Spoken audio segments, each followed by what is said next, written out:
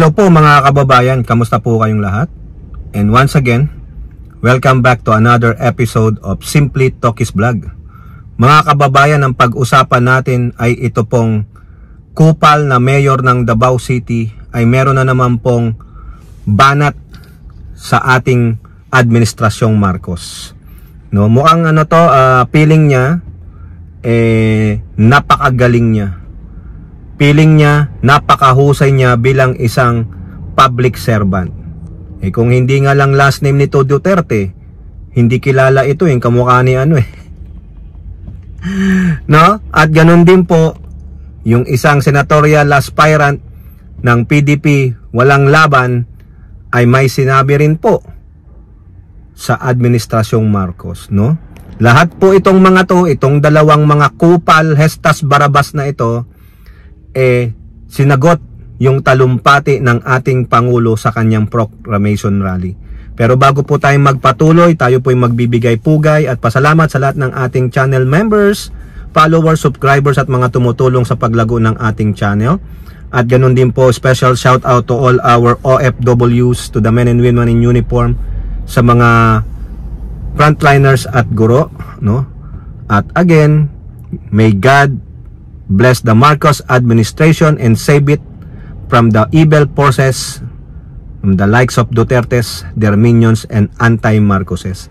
Ito po mga kababayan, itong kupal na mayor ng Davao City, na kung hindi nga lamang Duterte ito, baka po hindi kilala ito. Ito po yung napakahambog.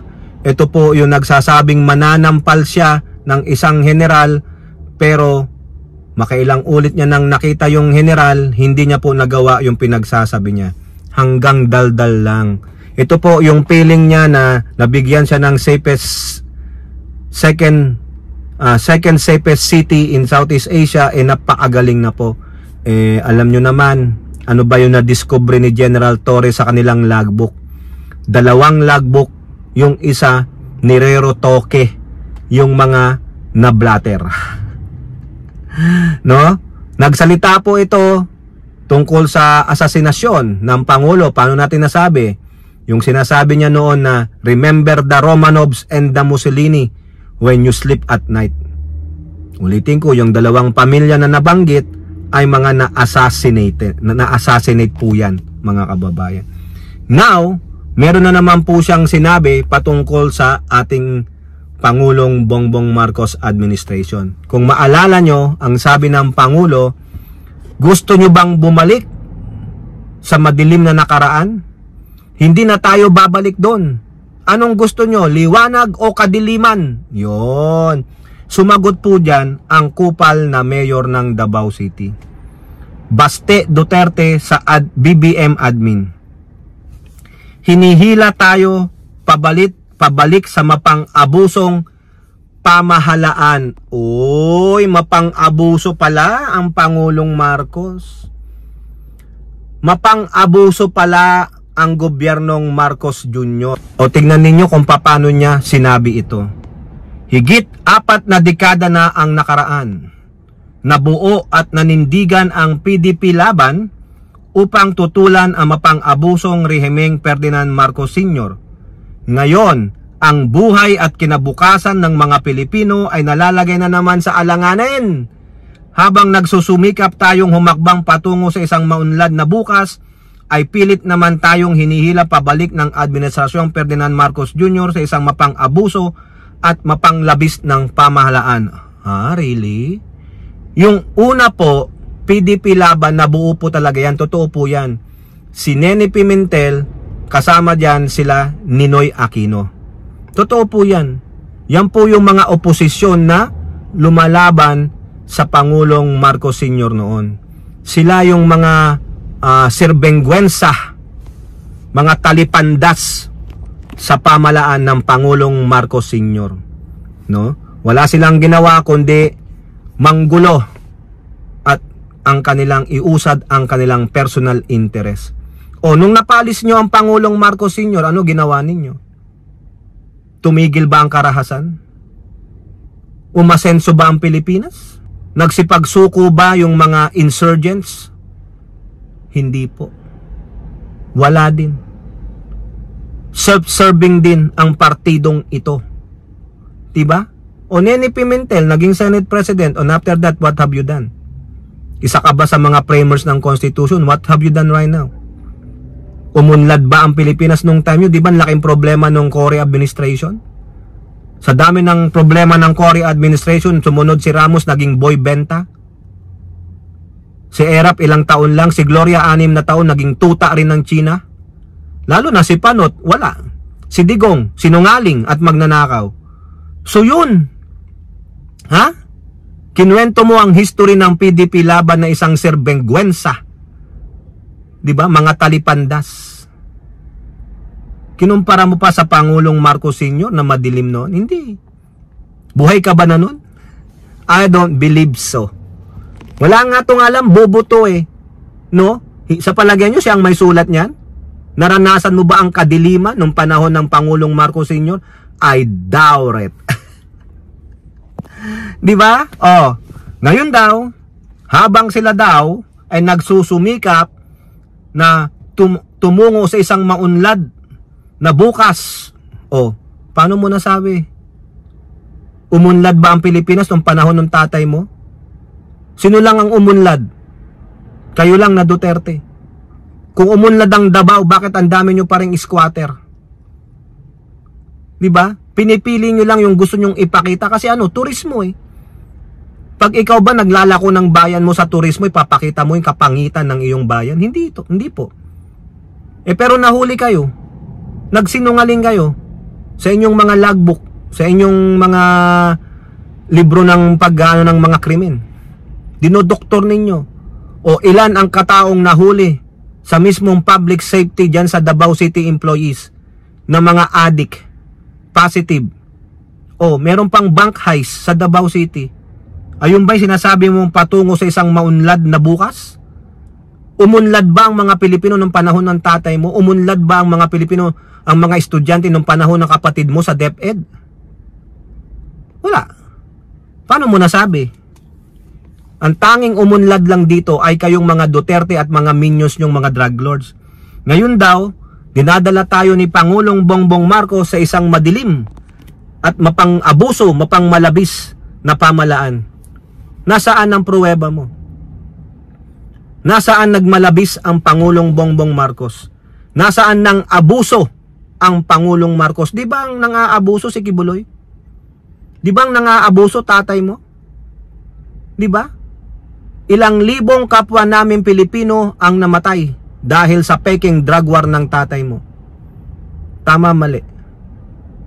Nasaan ang datos mo na nag-aabuso, nagmamalabis ang Marcos administration? Nasaan ang datos ng Commission on Human Rights na nang abuso ng karapatan ang administrasyong Marcos? Nasaan? Mali yata ang pinapakita mo eh. Tingnan mo, ba't di mo tingnan ng mga survey ngayon, yung mga legit na surveys? SWS, yung Pulse Asia, yung mga natutulungan ng gobyerno through ayuda ng DSWD na 4-piece AX, yung food stamps, yung AKAP, tupad, tuwang-tuwa po sila. Meron pa 90%, base sa survey, tuwang-tuwa sila sa gobyernong ito dahil natutulungan sila ng gobyerno. Inabuso ba sila? Meron bang ganun sa survey? Wala. Kasi kung may inabuso, nagmalabis ang Marcos administration sa mga kapwa Pilipino, ang unang ngangaw-ngaw dyan, sila Castro, Manuel at Brosas, yung mga progressive group. Pero itong si si Baste, nagngangaw-ngaw na walang mapakitang datos. Walang mapakitang numero kung ilan ang napagmalabisan, inabuso. Wala po eh. Kundi sa nanggagaling lang sa mabaho niyang bunganga. O, di ba? Yan ang gusto nilang ibenta sa atin. Kung walang magdidibang nito, paniniwalaan na lang nung mga taong walang kakayahan para makinig, mapanood yung mga sinasabi natin. Wala silang mapakitang numero pero dadaldal sila. O di ano yun? Fake news. Disinformation campaign. Kasi udyok ng China. Okay? So pakita ka muna ng datos o numero, Baste Duterte, kung paano nang aabuso nagmamalabis ang administrasyong na Marcos. Pakita nyo, baka sa Davao City kayo lang yun. Ha? Maraming krimen sa Davao City. Dami pang droga. O paano mo nasabing tungo sa maunlad na bukas? Kayong mga kababayan, anong pipiliin nyo? Lagim o liwanag? Doon ako sa liwanag, ayaw ko sa lagim o kadiliman. Dahil doon, kasama mo si Digong na nasa impyerno. At ang presidente mo sa impyerno ay si Sara Pusit Duterte. O now, punta naman tayo kay Philip Salvador. Nagsalita din po siya doon, mga kababayan. Kung anong pinagsasabi niya na inaapi daw ang mga magkakapatid na Duterte. Winawalang hiya ang vice presidente. Puro Duterte, meaning pag nanalong senador ito, ang proprotektahan niya una ay si Sara Pusit. Hindi ito makikinig sa oral arguments ng mga prosecutor na papapakitang ebidensya kasi made up na yung alam nila eh. Naka-made up na, may decision na sila. Diyan pa lang sa pagkampanya nila na puro Duterte, we have to save the Queen, Sara Pusit Duterte. O ngayon, anong sinabi niya doon sa pagsabi ng Pangulo na pinadeliver lang ng suka? Ito po. Bakit ganon? Bakit ganon sila kabastos? Sabi ko kaya nga ang sinamahan kong Senate slate, yung walang bastos, yung mga taong magsiservisyo ng totoo sa mga Pilipino, ang PDP laban slate. Really? Nabastusan ka na dun sa sinabi ng Pangulo? Pero hindi ka nababastusan sa pagmumura ni Digong. Hindi ka nabastusan sa pamimilit niyang paghalik sa mga labi ng mga kababaihan na mayroong mga asawa. Yung isa umaayaw pero pinilit ni Digong. O di ba coercion yun? Ha? Philip Salvador? Hindi ba kabastusan yun? Hindi ba kabastusan na publicly in front of cameras mag-motherfucker ka, mag-middle finger ka, murahin mo ang international community? Hindi ba kabastusan yun? Sino yun? Di ba kakampi nyo? Honorary chairman nyo? Sino? Si Digong. Hindi ba basto si Digong? Di ba manyakol? Matindi pa sa basto si Digong eh. Manyakol. O kabastusan yung nagmi-middle finger siya, minumura niya yung mga foreign media. Minumura niya mga foreign leaders, feeling niya, napakatapang niya.